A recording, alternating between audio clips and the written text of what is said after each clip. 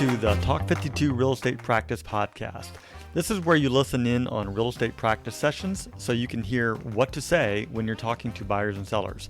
I'm Darren Tunstall, real estate professional, coach, and author. Here's how this works. You're going to hear agents working through a dialogue together, word for word, and then putting it into their own natural tone, style, and phrasing, followed by a short discussion. The goal isn't perfection. It's repetition, confidence, and execution.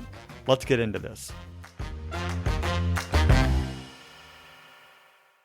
Okay, let's jump into today's dialogue. And before we do that, I'm going to describe what we did last week, which was we practiced a dialogue called Your Ad Caught My Eye, your advertisement. And I'll read the scenario for last week's, which was in this scenario, you connected with a homeowner who reached out about a specific property they saw online, like your website or something like that, or maybe they saw it on, one of these popular sites out there, and they were casually browsing and they wanted to know a little bit more information. They need to sell their home first, and they contacted you. They found a phone number. Your name was somehow attached to that in some way, whether it's your website. It could be like, this is online lead, but, what if they responded to a postcard? They might be on a list and, something like that too. But let's go to today's dialogue now, which is a follow-up. So you called them or somehow you two spoke based on that ad last week. And now today's dialogue is called Turning Early Clarity into Confident Steps, First Steps. And in this scenario, you are following up with that lead who you initially felt who initially felt overwhelmed after responding to your ad. You reconnect with them to reinforce any kind of clarity that you created at the time, right? So, and you also are simplifying the process still. You're getting them more and more comfortable. And the goal is to, like what we talked about yesterday, is to get in front of them, right? So we want to go ahead and set that appointment or at least push for it, right? But if not, we still have Zoom. We still have other ways of doing it. And ideally, if we can get them into the office, that'll be great. There is, part of it is, connecting with a lender and scheduling their first home tour. So we're going to be following up on that. Sound good? Diana, this time I want you to be the agent first. And Dan, you'll be the contact first. All right. So when you're ready, Diana. Good morning, Dan. This is Diana with Keller Williams Realty. I wanted to follow up after our last conversation and see how you've been feeling about everything we walked through, especially when we broke down the process and talked about financing and where to start. Hey Diana, yeah, thanks for reaching back out. Yeah, everything that you went over seemed pretty good. Kind of understanding everything here and how the process works, but there was a lot that you threw at me, so I'm still kind of processing. Mhm. So I remember you mentioned feeling a little bit overwhelmed at first, especially particularly on the process, how it works, and then the financing side. So did you, never mind. Since we last spoke, has anything started to feel a little clearer or more manageable? Yeah, like I said, I think I'm starting to understand how it all works, and that I should talk to a mortgage broker first before we really start diving into everything. But yeah, I still got some reservations that I would like to go over with you. Okay, well, that's great to hear. Even small clarity makes a big difference. I also remember you had started browsing homes a bit, but had not taken any real steps yet. You were kind of looking on Zillow. Have you come across anything recently that caught your attention or helped you get a better sense of what you like? Yeah, I definitely have been looking online a lot more and just kind of going off of what we talked about last time. I really do. It's come down to that we really do need four bedrooms and two full bathrooms. So I've kind of been focusing on homes with that. and definitely need that backyard. So, but yeah, nothing's really jumped out at me, and what I've seen online though. Okay, that's a great place to build from. So the goal here is to not have everything figured out, just to narrow things down based on what feels right to you. Okay, yeah, that sounds good. So on the financing side, I remember you had not connected with the lender yet, and we were unsure about that step. You weren't sure about how the pre-approval process worked. Would it be helpful to take that next step just to get clarity on your numbers? I mean, yeah, I guess I should, but is it a requirement?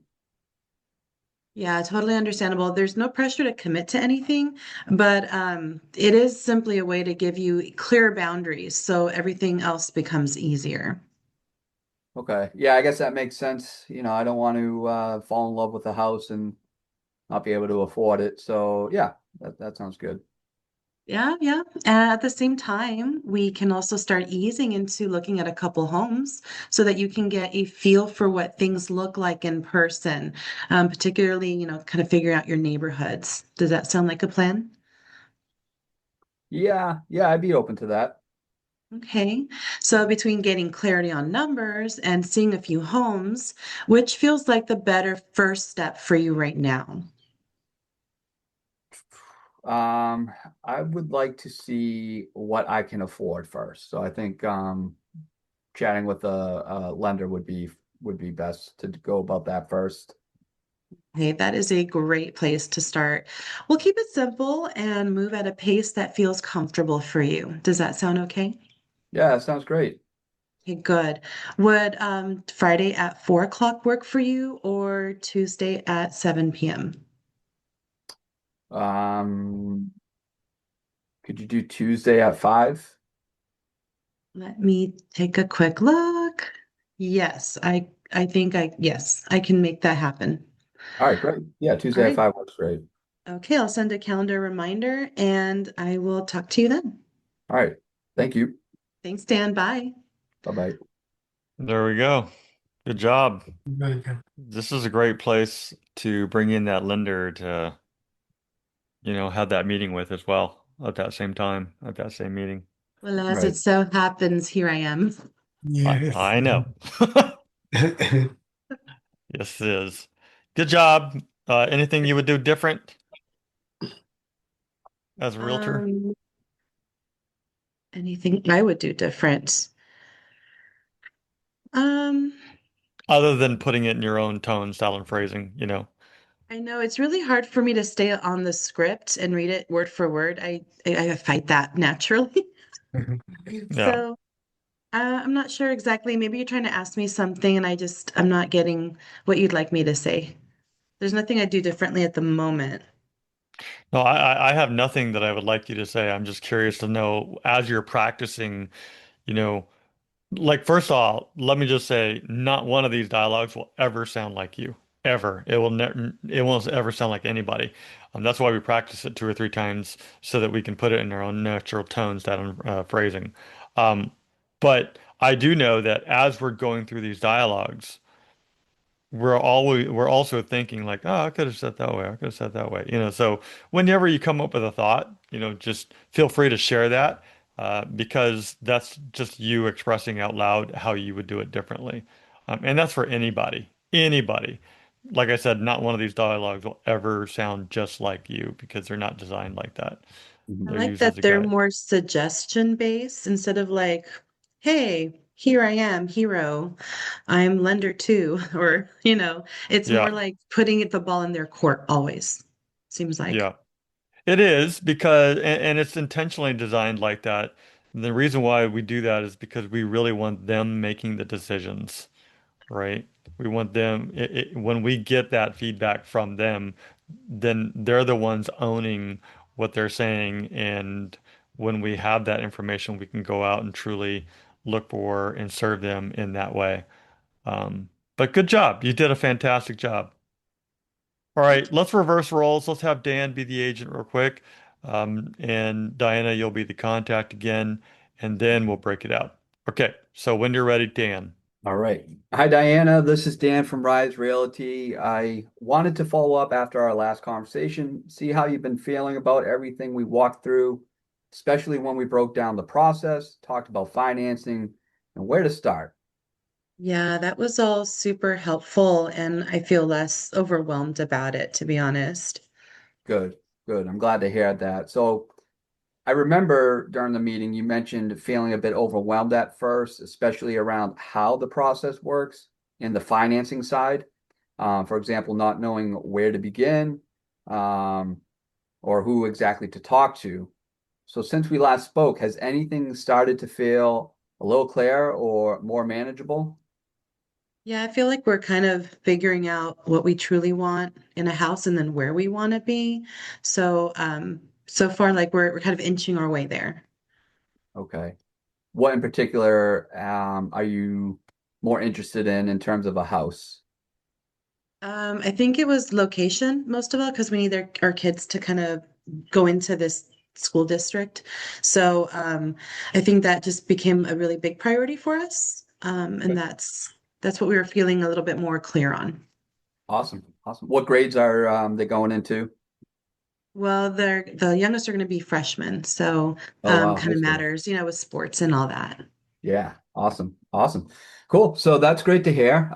Even small clarity makes a big difference. So I also remember you had started browsing homes a bit, but you haven't taken any real steps. Hmm. Hmm. I guess as far as checking them out in person. Um, have you come across anything recently in that school district that's caught your attention or help you get a better sense of what you like? Yeah, we found like a few pockets of neighborhoods that we really liked, and just kind of surprised at how the price points jumped a bit. We found some great little neighborhoods that I think just really speak to us. Okay. What's so surprising about the price points? I mean, just like how one street over, it just jumped by like $300,000. And yeah, the homes were bigger and nicer and just it was just interesting how one street makes a difference. So Yeah, yeah. definitely. Yeah, I get that. Um, Okay, yeah, I mean, talking about pricing and financing, so I remember you had not contacted or connected with a lender just yet. You Hmm. were unsure about that step. Would it be helpful to take that step right now just to figure out what exactly your financing would look like and what your overall budget could look like? Because you might be able to afford that street that you were just talking about. Yeah, I'll be honest, that's probably where we're stuck. And I think we're scared about what the truth might be. Like maybe we can't afford as much as we thought. So, it's been holding us back. Yeah, understandable. I mean, that is one of the first steps to take in the whole home buying process because I do see it time and time again that somebody falls in love with a house and they want to jump on it, but they scramble to get pre-approved and then either miss the offer deadline or they find out they can't afford it, right? So it might be best to chat with a lender first, get an idea of what you can actually afford, and they can offer out, they can go over all the programs that could be available to you as a first-time home buyer, um, and see what you can actually afford. So, would it Hmm. be helpful if I introduce you to about three lenders that I work closely with? Yeah, I'd be open to that. Awesome. Awesome. Okay, yeah, I'll make that introductions shortly. So, just to kind of wrap things up, um, would you like to see homes first, or would you like those introductions first? I have a feeling we'll probably need to get the financing done first, I think, right? Because it's no point in seeing a home if we can't really afford it, right? Yes. Yep. I agree. I agree. So I'll make those intros first. I'll send an email introduction to, like I said, my at least three lenders that I work closely with. They'll want to hop on a 10 to 15-minute phone call with you at first, and then they'll go over the application process with you. Um, can I send that email out today? Yeah, I'll look for it. All right, great. I'll do that now. And then once you are pre-approved, let's reconnect, let's say at the end of the week, and then we can start looking at homes that fit your budget. Okay, that sounds like a plan. All right, great. Thanks, Diana. All right, thanks. Okay. Bye. Okay, so good job. I like how you latched on to the kids, how old are they, and what grades are they going to, all that type of stuff. Towards the end there, the only question that I have is, you asked her, which is a great question still, about, would you rather see the homes first or Yeah. talk to that lender? I think you already know what the answer is, from the way that you practice business. But I love that you put it in her court and she made the decision like, hey, you know what? I need to get pre-approved. Of course, Mhm. she's talking from a real estate mindset also, because she also Sure. knows. So, but either way, you put it in their court and you made them understand that, hey, I got to get the funding first. It doesn't make any sense. All right, cool. Looks like everybody's back but Art. I know, But like where'd Art go? there he is. No, there's Art. All right. So there's that type of follow-up. How did it go for everybody else? Yeah, It went Dan really through. well. Go ahead. Go ahead, Jackie. Sorry, I'm sorry. It went really well. I What thought made it? this was easier than yesterday's. How so? Just, I mean, it's a logical next step to get a pre-approval. Like you don't want to be looking at houses that you can't afford, you know? Yeah. Is that a step that we all include in our business? I do. Yeah. Yes. Okay. And Diana, you were going to say something? You're on mute. Just Dan and I went completely off script and ad-libbed the entire time. So he threw me a couple curveballs and then I did my best. Good job. Good job. Anybody have a favorite line No. I or a do. line? I do. Dan Hill, Brooker Dan, ask Brooker Dan. Yeah. Beatty, Boston Beatty had a great line that was a little clarity makes a big difference that he just kind of threw in there as a subtle seed. And it's funny that word clarity has been coming through in a lot of things that I've been reading and reviewing lately. And that's really what people seek, right? They seek clarity. I need to understand. Seek first to understand, right? So it just means that we need to be more definitive on the things as we're describing it to people to make sure they understand exactly what we're talking about. Don't get caught in the weeds of our vernacular, our terminology, our vocabulary, our acronyms. People don't understand it. So a couple of those points came up I thought were really good. But I thought that was a great line because it was so subtle. A little clarity makes a big difference. And he just kind of threw it in there as a side note, but there was a pause before and a pause after. I don't know if that was intentional, but it was an emphasis that kind of jumped off the page to me. I like that. Yeah, in fact, it's the second question just below what's next. There is a reflection question, which, by the way, they're designed for you to ask yourself and to answer so that you can apply it to your own business. But it's how did I reinforce clarity without repeating everything, right? How did I reinforce clarity? Go ahead, Diana. When I went off script, I'd be like, "Hey, does that make sense?" Or maybe when I was doing it with Dan the first time, it was, "Does that make sense? Do you agree?" Kind of those questions at the end of Mm-hmm. a phrase. Yeah. Yeah, I call those agreement questions. They're also called something else, but I try not to use that term anymore. But yeah, does that make sense? Does that help? It's kind of like Right? you used to call those trial closes. Yep. Yep. Yep. You're kind of getting people to agree with you. That way, towards the end, you push the contract over to them with the pen. Now, the right next step is to, secure our relationship and start working together. Make sense? Yep. It's uncomfortable for her to read the script verbatim, and there's a reason for that. Is it takes you off of the patterns that you have that may not necessarily be good and introduces more language and more verbiage and more speech patterns to you, which opens a different channel of thought in your brain. And what ends up happening is after you practice scripts enough time, it ends up becoming your language, but it becomes an amalgam of all these different scripts that you've been through and dialogues that you practiced. And it never comes out the same, but all those words are in there. And that's what changes your thought pattern. That's what's so powerful about the practice is you don't recite it verbatim. It becomes part of you. First, you get it into your head, then you get it into your heart, and then it becomes your language. That's the purpose of practicing dialogues. It's not to memorize it. You memorize it so that it becomes part of you. And then it becomes your words, your language. And I know for me, the first time words started coming out of my mouth and I didn't know where they were coming from, I was like, holy mackerel, those were scripts I practiced 10, 15 years ago. Mhm. So that's the power of practice and the power of dialogues. That's exactly why I'm doing it. I'm trying to change what I've been doing.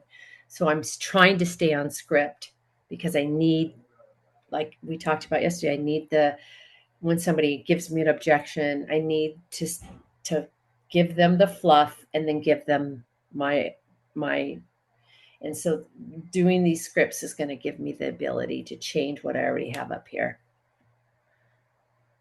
The other interesting part to it, especially watching Diana, because I've seen Beatty enough times, but watching Diana when she reads off script, it's more sing-songy, and you can tell it's not her words. But when she flips roles and it's coming out of her head and out of her heart, it's such a smooth conversation. And the practice of being uncomfortable makes you comfortable when it's time for you to talk. Yeah. And I think a lot of times that's what people miss. They want to fight so hard that, I got to memorize this stuff and I don't have a good memory. It's like, that's not what you're doing. And if you let it work, quit overthinking that part, which is, Mhm. I want to deny doing something on a repetitious basis. Life is repetition. Mhm. This business is repetition. And what you want are the proper processes that you're repeating so that they're good, powerful processes. And Boston Dan's he's a great example of that. Just don't overthink it. Just do this and it'll be fine.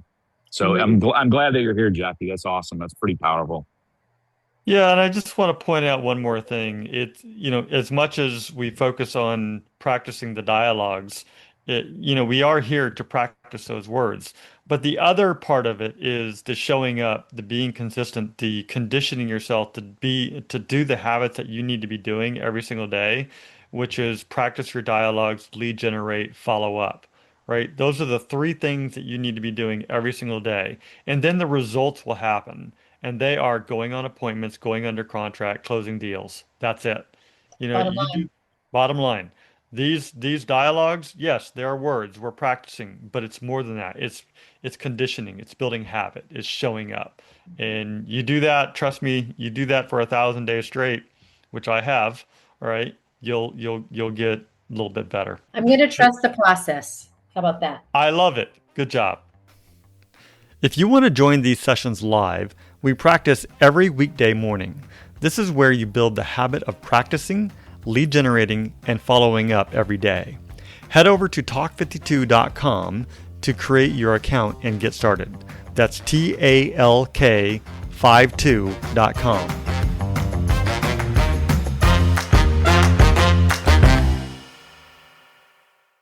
This content is for educational purposes only and does not guarantee results. Please consult your broker, coach, or appropriate professional for guidance specific to your situation. Results will vary, and you are responsible for your own actions.